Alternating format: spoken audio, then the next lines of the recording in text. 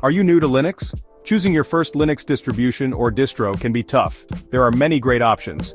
Two distros stand out for beginners, Zorin OS and Linux Mint. Both are easy to use. They are perfect for people switching from Windows or Mac OS. Let's learn more about them. This will help you decide which one is right for you. Ready? Let's dive in. Zorin OS is designed to be familiar. It looks and feels like Windows. This makes it easy for new users to adapt. Zorin OS comes with many applications pre-installed. You get a web browser, Office suite, and more. You can start using it right away. Zorin OS offers different desktop environments. You can choose the one you like best.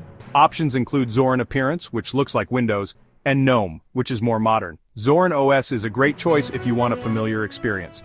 It's easy to switch from Windows. Linux Mint is very popular. It is known for its stability and simplicity. It uses the Cinnamon desktop environment. Cinnamon is clean, intuitive, and easy to navigate. Linux Mint comes with a great software manager. It makes finding and installing applications easy. The application library is vast. You'll find everything you need. Linux Mint is a great all-around distro. It's perfect for everyday use. If you want something reliable and easy to use, choose Linux Mint.